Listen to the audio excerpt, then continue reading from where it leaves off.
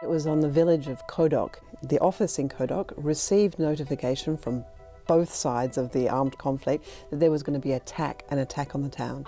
And they said to the ICRC, who was running a hospital in Kodak, so you better evacuate the patients and your staff from the hospital because there's going to be a fight. So imagine their surprise when they came back and found that the entire outer compound of the hospital had indeed been looted, and the ICRC's own compound had been looted, but the hospital was still, the padlocks were still on the doors. So there was a very interesting instance of restraint.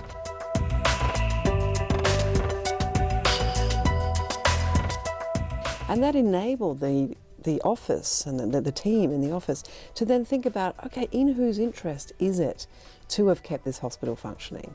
And I think the most important thing it showed was that the whole discourse that goes around about, oh, my fighters are uncontrollable, I can't prevent them from doing this or that, they're out of control, is just simply not true. Somebody had enough control over the fighters to say, you don't touch that hospital.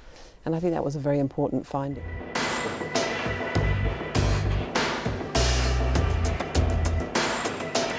If you looked at the ELN's pattern of violence over time, they had been, for a long period of time, bombing the oil pipelines as one of their tactics in the war. And suddenly they stopped. So by tracing back, well, why did they stop?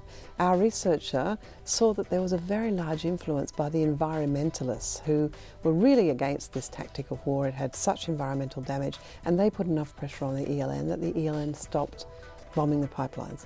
Now, environmentalists don't normally, and not really who the ICRC normally would consider to be an actor of influence.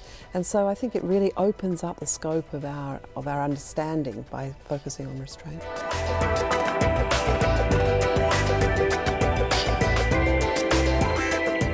We faced a lot of questions from the Philippine soldiers, for instance, after the Battle of Marawi.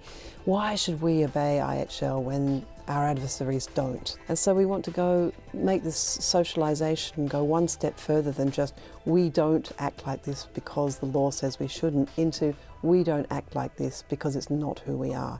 And we think this is a much stronger basis to reinforce IHL.